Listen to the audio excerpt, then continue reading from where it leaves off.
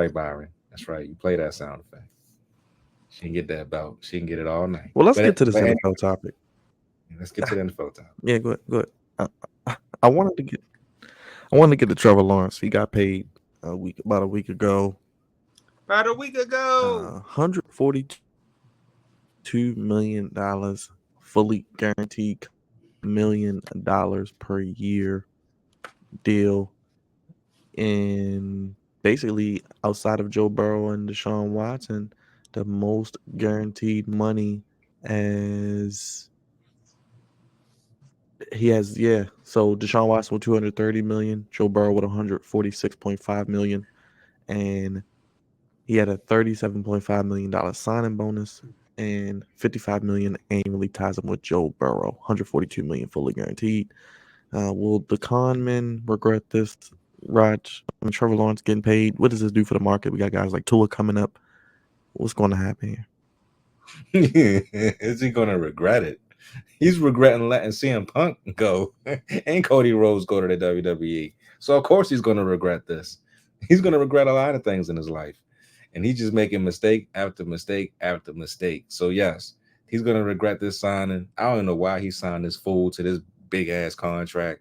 And he hasn't done anything for the Jacksonville Jaguars but led them to the playoffs one time and made it to the divisional round one time. Whoop-de-doo. What has he done before that? Absolutely nothing. What did he do this past season? Absolutely nothing. No, don't get me wrong. He's not a bad player. He got walked down by my man C.J. Stroud. Got walked down. Yes, completely walked down and beat down. But that's just little. I'm not saying he's not a good player. He doesn't deserve to get paid. Sure, he deserves to get paid. But to be the highest paid person in the NFL right now, hell no. It's just a dumb decision by Tony Khan and his daddy, and it's just going to add more, fuel to the fire that's going to, come his way, especially if AEW don't get right. So it's goofy, man. It's really goofy, but hopefully it works out for him. I don't think it will, but hopefully it does. But I wouldn't have signed him to that contract. I would have gave him. I would have franchised his behind and told him to go earn it, and if you earn it, then I'll pay you something to that amount. But if not, you can kick rocks, or you're going to take what I give you. One of the two. Oh, and you said what is it going to add to as far as the other quarterbacks around him? It's going to make them be like, you know what? His goofy ass got paid. My goofy ass wants to get paid too. And I haven't done nothing either. Goofy ass is crazy. Yeah, that's what that actually means. You know what? Guys, and you know who's right behind him? Dak Prescott. Tua. Yes, they all like, oh, okay, bet. Well, Tua's not getting that. Jordan Love not getting that. Tua might get it. Tua's not getting that. Tua's not getting that. Jordan Love. Jordan Love. He's not gonna get that. He's gonna get paid though. Like $40 million a year is probably his floor, and that's the Green Bay Packers' fault. So. I'm just saying, you got 1 year production out of this guy, and now you got to pay him. Well, look, Trevor Lawrence, one thing he does have on his resume, he started off with one of the worst playoff games ever, and then came back to have one of the greatest comebacks ever in an NFL playoff game. So he can at least say that he does have a playoff win to his record. He's taking his team to the playoffs. He's had to go through a lot of turmoil with Urban Meyer, or like y'all like to call him on the show, Urban Liar. Yes. And then got a coach, Doug Peterson. This past season, it didn't pan out the way that he wanted it to, but I mean, I can't fault him for getting the bag. In the that's what the market value is. Get your money, young boy. All you're doing is just helping the next man get paid, because, like I said, Tua still got to get paid. Jordan Love still got to get paid. And Dak Prescott, they all chomping at the bits like, oh, okay. And especially... I love it. I love it. Especially if I'm somebody like Dak Prescott, I ain't budging. Hey, what's up, Graven? What it doing, Graven? Dak Prescott, I ain't budging. And Tua, you said Tua going to get it. After these numbers? Not for Miami. Not for Miami. Because if you look at Tua's numbers, They better than Trevor Lawrence's numbers. He's not I getting I get what you're saying, but if I'm Tua, I ain't budging either because my numbers indicate that I'm better. And Jordan Love can honestly Jordan Love is the only one where it's like iffy, but he can at least get in the ballpark. But why are Tua's numbers better, Dre? Why are Tua's numbers better? Why? There is a reason for that. Two of them. Two reasons. One of them does this. His receiving core is a lot better, and he also got a good head coach, and he's also got a better team surrounded by him. All right. That's it. That's the only reason, because he has a better team and he has a better supporting head coach. Really? This is what we're doing? Come on, he has one of the greatest receivers of all time playing with him. Yeah. Of course his numbers are going to be better. And he has the Waddle guy who waddles a lot. Yeah, he was probably the best number 2 in the league. Yes, right behind him. Look, like I said, he has. And then you got the two fastest running backs on your squad back to back. He they did what the Dolphins did, what they needed to do in order to surround him with a good team. Ain't no way. He has a clear limitation. Yes, clear limitation. He's not about to get no bag. Clear limitation. You saw that playoff game in Kansas City? Clear limitation. Hey, look, he wins, he puts up good numbers. And he loses in the playoffs. How many playoffs? How many playoff wins? How many playoff wins? In postseason. His arm is weak. He doesn't have a good arm. Hey. He has a clear limitation. He's not getting no top 5 bag. I'm not saying he's not gonna get paid. Just like Jordan Love, they gonna get paid. They're not getting top 5. The only reason I could even say that is because at the end of the day, it's about stats and numbers. And you got to make some noise in the playoffs, bro. You got to. If you even need a season award, you need a big time season award, or you need to make noise in the playoffs.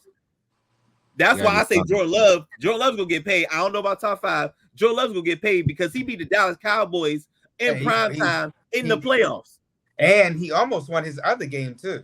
He was close. He was close. But now, okay. So and back now we got off topic.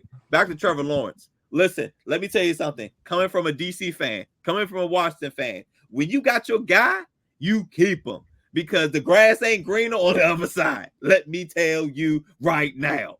You got a guy, you keep him. Yeah. We talking Trevor Lawrence and Graven. Graven, what you think? You think he deserves his bag? Because I'm just saying, it's going to help the next man. I don't know about top number 1 biggest contract of all time, but when you got your guy, you keep him. Congratulations, and Graven as well. Yes, congratulations. Indeed, definitely. Congratulations, but look, the only thing that helps though with Trevor Lawrence is, like I said, it's gonna help the next guy because Trevor Lawrence could be the highest paid today, and then it's gonna be by training camp, it could be Tua. So but it's gonna be a couple months. Folks don't hold these titles for long because just like Jalen Hurts had it, and then Lamar came right behind him. Like nobody's gonna hold this title for a long. Then Joe Burrow came in there, so it's not nobody's gonna hold this title for an extended period of time.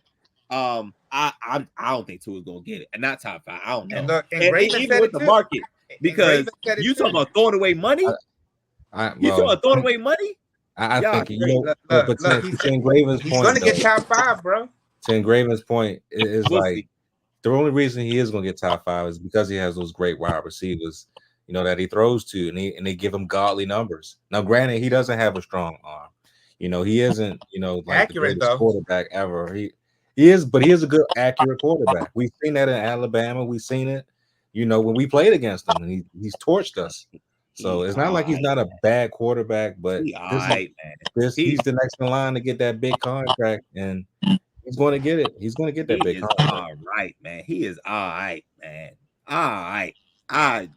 He might be, but Crevonte would rather have Trevor Lawrence or Tua. Bro, Trevor Lawrence, because Trevor Lawrence got it himself. He got it. Does he though? Tua, if you don't have the guys around him, Tua not carrying nobody. That's what I'm saying. Top 5 money means I can carry a team. Tua not carrying nobody. He's being carried. All right, but the thing is, okay, when you look at Tua and you look at Trevor Lawrence, what are they asking Trevor to do, and what are they asking Tua to do? That matters. Tua at first he had turmoil with his quarterback. I mean, with his head coach, and with his he had turmoil with his head coach and what he was surrounded with. Once that happened, he got his head coach, he got his weapons. You saw what Tua was able to do. Trevor Lawrence, once he was able to get a competent head coach, and you saw the turnaround for him too. And he was, like I said, he was able to win a historic playoff game. So they both have compelling arguments, but I'm saying that when you look at the two side by side, yes, Tua has better numbers, and it could be because of his two great receivers. But at the end of the day, it doesn't matter because he does produce. It does matter because he doesn't win. You stuck. Miami, you do this, you're stuck. As soon as you get what your about playoffs, what about you're the going to Jaguars? lose. Look where the AFC is. What about the Jaguars who wet the bid, though, Crevonte? What about them? What about the Jaguars? They wet the bid. And the Jaguars, that's an organization thing. Trevor Lawrence can play, though. All right. Hey, Crevonte, who you going to get to replace Tua? You saying you stuck, but who's gonna come? Who's gonna be? Can you trade for a quarterback, or you gonna get one in the draft? No, you're absolutely. Because Dallas is in the same. Dallas is in the same issue. You have a quarterback with a clear ceiling, and you keep giving them money. You have to get rid of him because Dak Prescott's hit his ceiling, just like I think Tua has hit his ceiling. You got to know when to move on. And move on to what though? Yeah, it doesn't matter. That takes time. You're not going to a quarterback doesn't come out of thin air. But when you got a subpar quarterback, you're going to have subpar seasons. Not when you have a win now roster though. That's what Dak Prescott came from out of thin air. Who has a win now roster? Definitely. Dallas is capable of winning the Super Bowl. You're crazy. What? Win now. Dallas is wait a minute, hold on, time win now roster. You're crazy. Dallas is far from me. This is Dallas's last ride to be all in with it because you still got roster is worse. You still got CeeDee Lamb back there. You still got Michael Parsons. Who's holding out? Who's holding out? But I'm saying you haven't paid them yet. So this is CeeDee is holding out.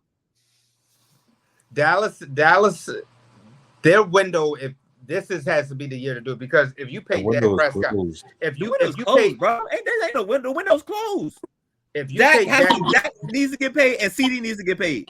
And that's why I said I think this is the year you have to. I'm not saying they're gonna win it. I'm saying this is the year you have no choice. After this, it's done because once you pay everybody, you're not gonna be able to have the same roster.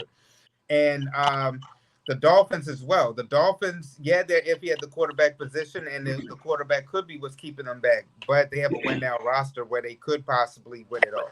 If Trevor Lawrence was on the Dolphins, they'd be so much better. So much better. So much better. They will be Super Bowl contenders. So much better. Oh my gosh, so much better. I don't know. Fabio didn't look all that last year. All the top teams in the AFC are in cold weather spots. You know what's the rival to cold weather teams? A weak arm. You ain't gonna do nothing against Kansas City. You ain't doing nothing against Buffalo. You ain't doing nothing against the Ravens. You ain't doing nothing against the Bengals or none of that because it's gonna be cold in January and you got a weak arm. We seen that in December when we played the Dolphins. We seen it when they played. That's what I'm talking about. A clear ceiling. There's no room for growth. We seen it, and they also the biggest problem they have is that they're a finesse team. They're still a finesse team. Yeah, it's only about time to start over because Tyreek ain't got but a year or two left, and giving to a 5-year, $250 million contract is going to put you in a hole. I'm just saying. Let us know in the comments. Look, I said he's going to get it by default. What team is better this year? I mean, the Jaguars or the Dolphins? Oh, I think the Dolphins are a better team. The Dolphins, yeah. The Dolphins are the better team, but Trevor's a better quarterback. Trevor is, yeah. Yeah, the Dolphins are a better team though. But the only thing is Trevor, like I said, when you look at his numbers, you like Trevor, do you really deserve your money? Talent wise, yes. But producing wise, no. I agree with that. I don't think he should have been the highest paid ever, but I'm giving him the money over Tua. And I like I said, I yawn at that whole premise of highest paid because, like I said, by training camp, that thing gonna be flipped about at least once or twice. 45 times. 45 times. 45. Get it? 45 times. And then because I mean the argument that CD is holding out for is that Justin Jefferson's the highest paid, and we know that you shouldn't get Justin Jefferson, but can you get underneath that? Yes. And Jerry's going to give I agree with that. I agree with that. And Jerry's going to give it to him. And Jerry's going to be in the hole again, like he was the same hole he's always been in. And if I'm CD Lamb, you might want to actually just dub it because, like you said, the Cowboys window. Y'all said it's close. To me, I think they got one more year, and even with this 1 year, they ain't about to win it all. Nah, I think that thing is close. And CD pull a Zeke, do what Zeke did, hold out because let Zach show you how valuable Dak Prescott is. Don't play without me. Let's see what happens. Same thing if Tyreek Hill or Water was to hold out. See, let's see how good he is without me. We saw what happened after Amari Cooper left. We saw what happened. They don't want it, as Ladarius Webb would say. They don't want it. I'm just saying, it's some guys that got it and some guys that don't. And I understand market and all that, but you set yourself up for failure. You might as well blow this thing up. Would you say, Dre? Blow this thing up. Start over. But like I said, the only hesitancy I have is I just don't know who would replace them. Listen, bro. Especially in AFC, the top guys are the top guys. You need to keep looking for a top guy because you're not competing. Tua's not competing with none of them. Because this quarterback class is so iffy coming up compared to the one that just got this draft class, great. But the one after that is what I'm like, you really can't look into being like, all right, next season we're going to get our guy. But honestly, define great.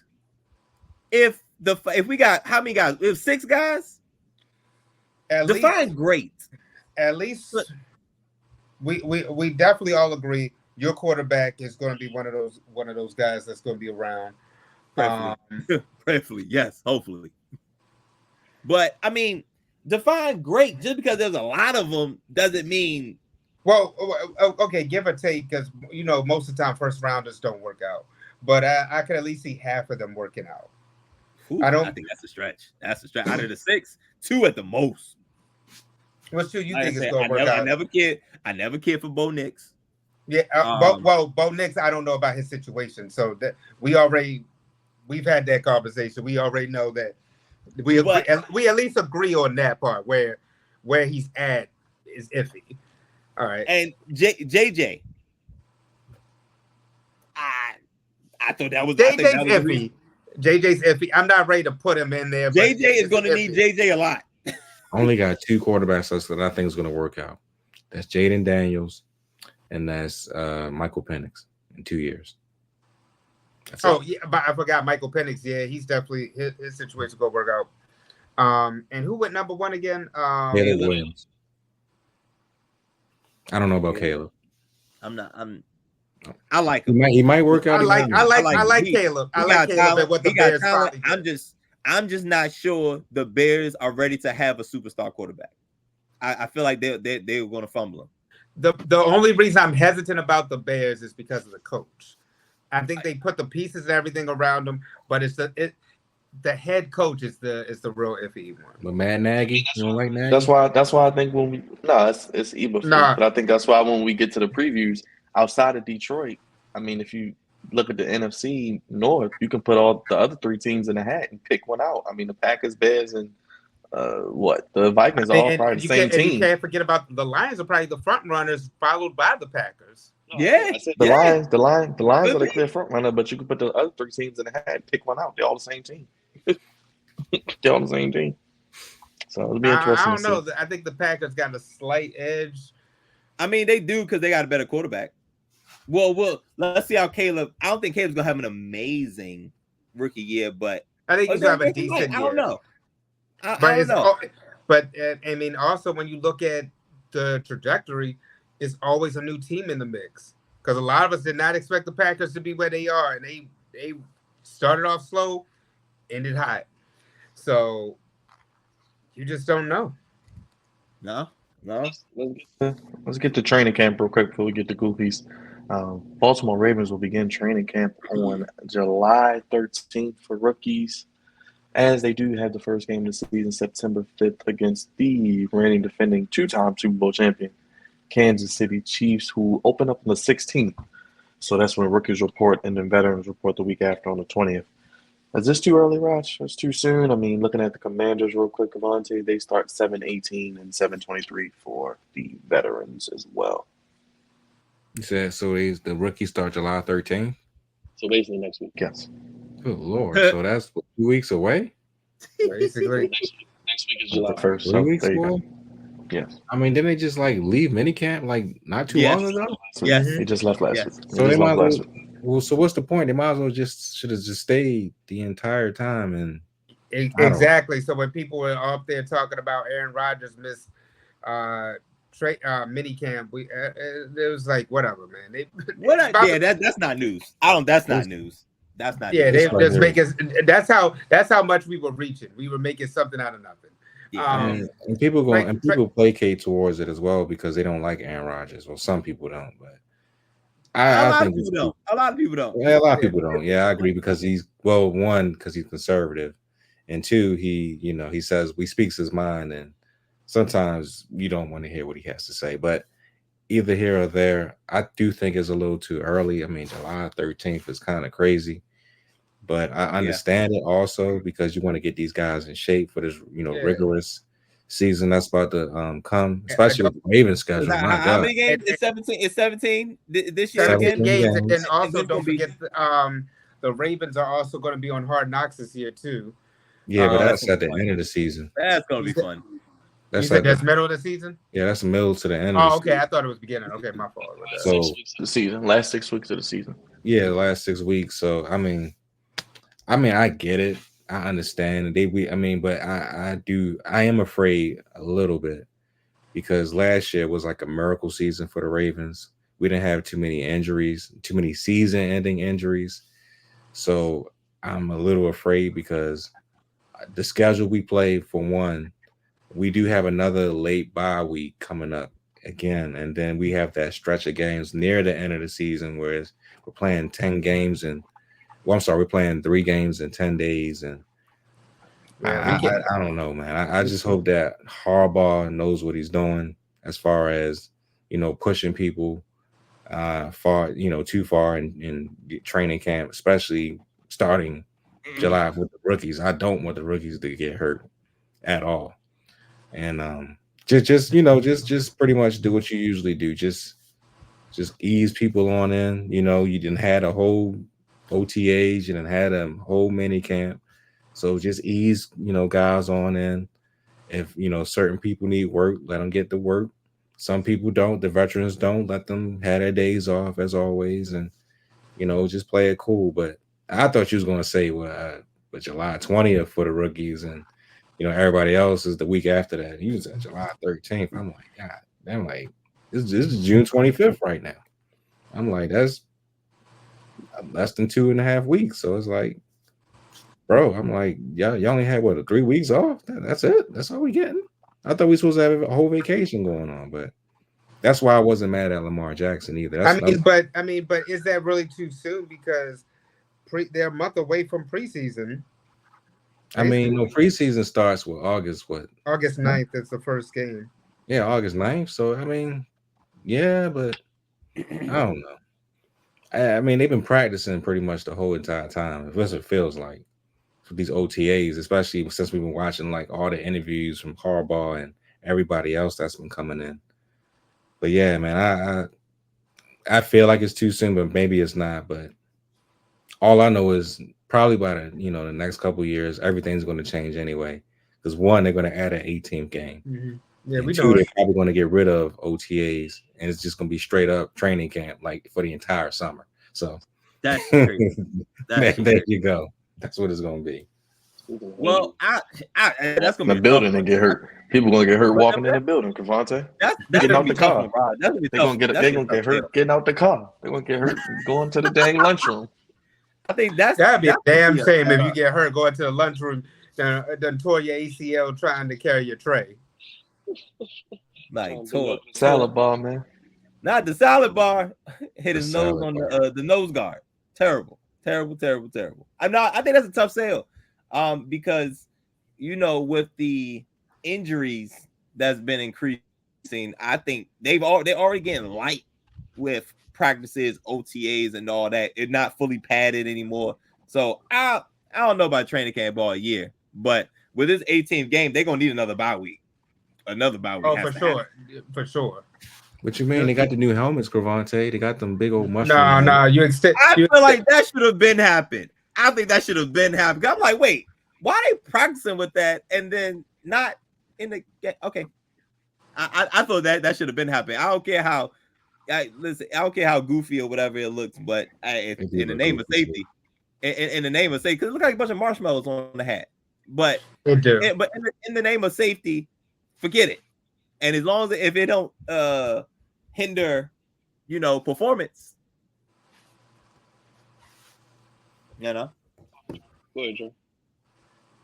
Well, I mean, like I said, I don't really mind it too much because I know that preseason starts soon. So at this point, let them get ready, let them get in football shape. But then again, they're not. Well, training camp gonna be harder than the preseason games because preseason they ain't about to really do nothing out there, unless you the rookies, because the veterans don't even really get right for the first month anyway. Yeah, I don't know how this new NFL is because I'm thinking about it like from the old way of them practicing compared to the new wave where they're really hardly out there. But then again, they need it, so I'll say that I'll give it a chance. I don't know. They pay the guys to make they pay them the big bucks to make these decisions. I'm like, I don't know, bro. I really don't, because you out there and you're not really practicing hard, well, because these, I mean, and the reason I say that you so they really don't practice them that hard. The veterans aren't playing in the preseason games like they used to. And then the Ravens kind of had to take a step back because what was that, like 2 or 3 years ago when the whole team was depleted with injuries because they were practicing too hard. So basically, this is what you do. You show up to training camp already in shape, and that's it. Yeah, that's heavy. That's what you do. You ready to Goofy? Yeah, let's do it. It's time for Crevonte's Goofies of the week. Let's bring him up. The Goofy Goopster himself. Get Goofy up. Gosh, something wrong here.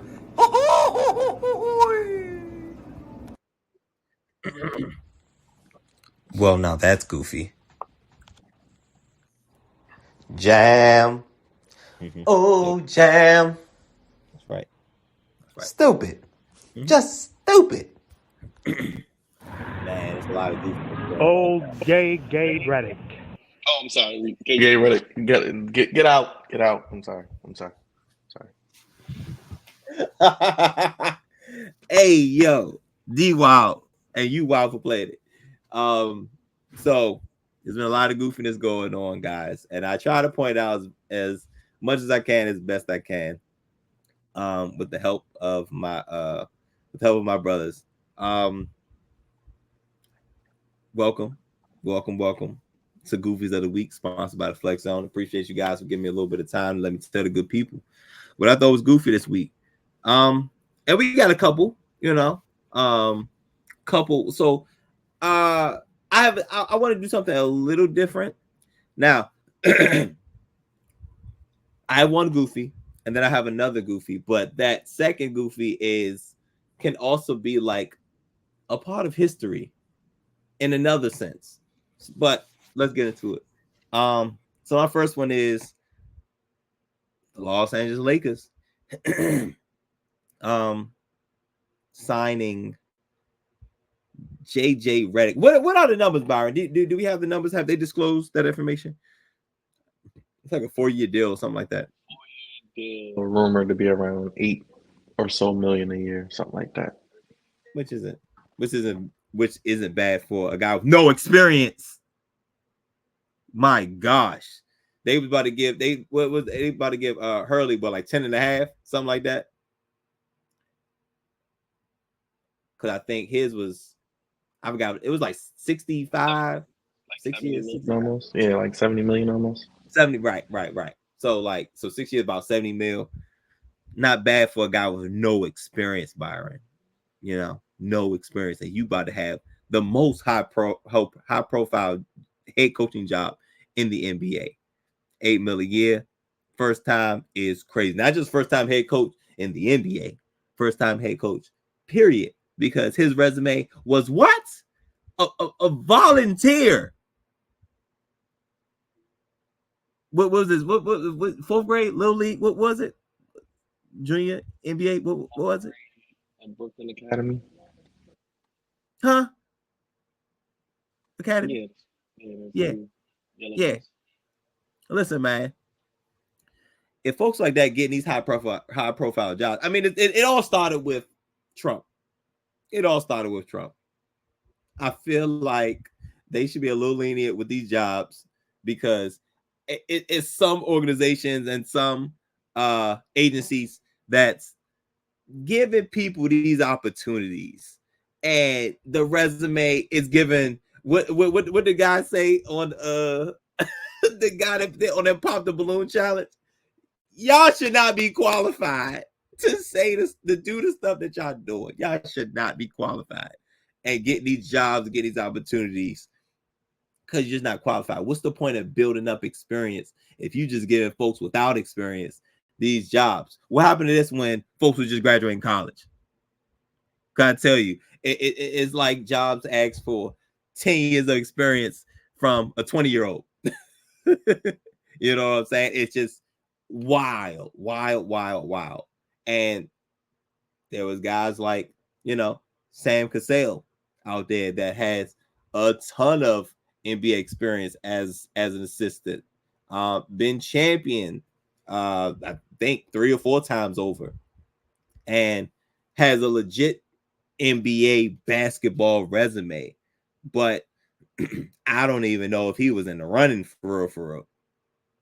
And JJ Redick, who has 0 experience, former player, you know what I'm saying? There's that. He went to Duke. I don't know if that's a minus or a positive. But I don't see the qualifications, guys. And of all organizations, the Lakers to reach like this, I think is absolutely absurd. And send it to that, like I was talking about earlier, that good old white privilege. They got the complexion for the protection. And hey, man, it works out for him. You know what I'm saying? And he has it was a 4-year deal. Yes, 4-year deal. So let's see how long that lasts. But I do think regardless, the Lakers have to be patient, which they are not great at. Especially with LeBron James being pretty much near the end of his rope. How is this going to look for the future? He got a 4-year deal. What the next 2 years look like? It looks bleak. It doesn't look great. It's like you're hiring an intern to run the company, which is crazy. But it's happening, and I can't wait to see the turmoil continue. As a non-fan outside looking in. Very, very, very goofy, but yet to be determined. Who knows? He might fare well with the team. But we'll see. Highly doubt it, but we will definitely see. Now, my next goofy, talk about a guy who I don't think was actually in the running, but maybe should have been, or who knows, maybe not. Another brother. We talked about Sam Cassell earlier, and we talked about this brother here. Y'all are all familiar with this brother, Monty Williams. Monty Williams, and I sent a post to you guys earlier. Do y'all know Monty Williams has made $85 million within the past year, some change, from buyouts from teams? I want to say it was about 20 from the Suns, and after into a 6-year contract with the Detroit Pistons, and a contract with Detroit Pistons, 6 years, $78.5 million deal, signed that June last year. June 2024, he is fired. Fired. Still 5 years left, $65 million. The job to have is the NBA head coach at this point. Because whether you do good or bad, you get a bag. And that is absolutely absurd on the Detroit Pistons part. Because why the hell would you sign a 6-year deal with a guy, pay him all this money, and not play it out, not at least play out half the contract? You play out a year? What did he do that was so egregious that he deserved to be fired after the first year? Raj, Dre, what did he do that was so bad that he had to be fired after year one? Mind you, the Detroit Pistons were trash before he got there. You have to give a guy an opportunity to turn things around. Now, granted, we may hear a story or two come out. It doesn't seem like he doesn't strike me as a Udoka type. Like, that would be something to get somebody up out of there, because like you're just doing too much. Was he creating turmoil in the locker room? Did he not connect with the guys? It's a pretty young team over there. Is Monty old school and just wasn't able to connect with the younger players? What was it? But for you to, and talking about the Detroit Pistons, to sign, this is why you're as bad as you are. You're doing what the Lakers are essentially doing, except without the merit.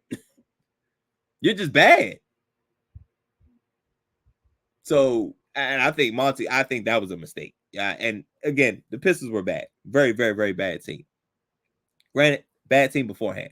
It's not Monty's fault that they are a bad team, but he gets the blame after a year, and now they owe him $65 million to sit at home and do nothing. And still got the 20 bag from the Suns. Now, I don't know about y'all, Byron, Dre, Byron, and I'm sorry, Raj. I don't know about y'all, but this should go down in black history. It's got to go down in black history, black sports history, black history in general. Because how this brother get in 2 years get fired both jobs on his day off? He got fired for both jobs on his day off and walked away with a bigger bag the second time. Absolutely absurd. He got $85 million pretty much coming to him, and he's doing nothing. He can actually go out and get another job. Or he can move to Cancun, buy Cancun. I don't know. He can do something crazy. But I think that should go down the history books. Getting fired on your day off back-to-back years and getting a bigger bag. Getting a bag the first time and getting a bigger bag the second time. Monty Williams needs to go down in Black history and Black sports history. All of it. Because this is wild. Wild, wild, wild. So that's not goofy. It's just, hey, listen, I guess in all goofiness, somebody benefits, right? In this way, it's Monty Williams. Crazy, crazy, crazy. But those are my two goofies of the week. The Lakers organization for hiring JJ Redick with beginner's resume, and the Detroit Pistons for firing Monty Williams after year one of a 6-year contract. I got to know what happened. It's got to be something else, because you just handing out money at this point. Like is the NBA budget, the NBA budget for coaches, like, is it unlimited? Because how and why would you do something like this? Because now you without coach, and you have to pay somebody else while still playing Monty Williams. I think that's the craziest thing ever. But there's a thin line between goofy and great, and these organizations on the wrong side of it. But shout out to Monty Williams. Again, needs to go down in Black history for getting fired back-to-back years on your day off. Got to do better. Of course. Something wrong here.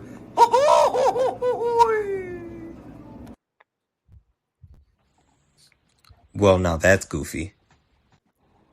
Jam. Mm-hmm. Oh, Jam. Yep. Stupid. Just stupid. You know what?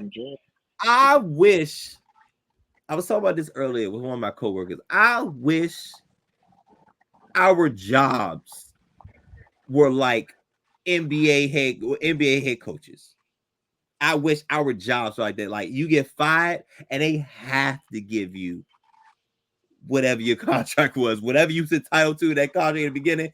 You got to get it to you. Now, if you walk away, you quit, you leave whatever's on the table and you walk away. But I think our job should be like that, yo. We get fired, hey, it's your money over there. Take that with you. We gonna pay you to not work here no more. That's crazy to me, but it happens. Episode 446 in the books, bro. Episode 447. Hey, looking forward to Money in the Bank coming up. Major League Baseball, as they winding down and getting ready for the All-Star game shortly, and the Olympics. There's a lot coming this season. We're gonna be blessed. Hey, and we got Panthers too.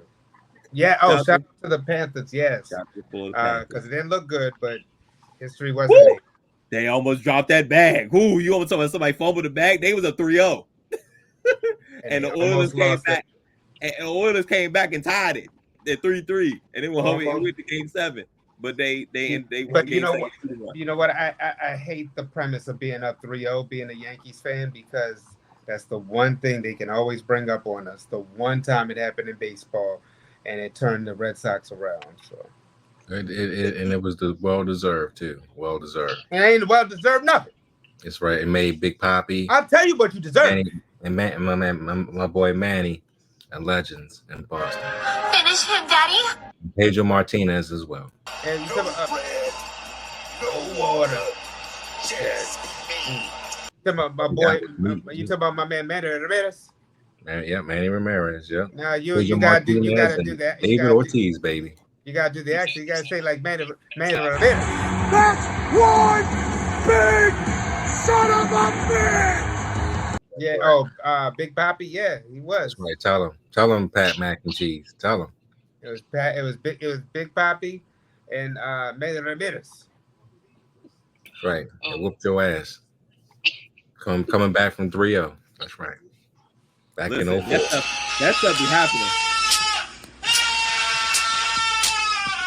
That had Yankees though. Right hat with their own. Listen, man, that stuff be happening in hockey. That stuff happens 3-1, 3-0. None of that mess is safe. It's basketball. The only one where it's like 3-0. Baseball too. It only happened one time. Yeah, against the Yankees. Yeah, against y'all. We heard you the first damn time. Get him out of here. Happy birthday again, my brother. I ain't waiting for no damn happy birthday now after you sit over there with that soliloquy. No, it's 1 o'clock in the morning. Right. Good. That means your day is over. My day's been over. Make sure you. My day was over when I hopped on this thing. And put a shirt on, like Tate told that guy yesterday at Afra. Put a shirt on. Hey, Tate. We're not gonna show that picture of what Tate was doing. In the harbor. We're not gonna do that. We're not gonna do that. Tate was looking a little too suspicious. Look at these incredible numbers. Hockey, 206, and it's only happened 4 times. Baseball, 39-1, and in NBA is 157-0, when somebody's been up 3-0. This should have been the Mavericks making it a Game 7. They went 1-3 Cancun.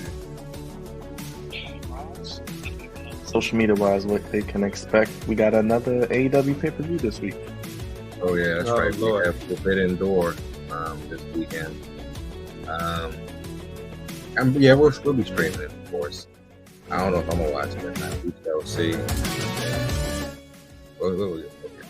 I'm not sure if I'm gonna watch it or not. We shall see. I might go to Jimmy's for it. I might not. I don't know. But the AEW is so like. I ain't gonna say it's gonna be it. Of course, the pay-per-views are never terrible shows, but they're just so iffy nowadays. It's like it's long for no reason.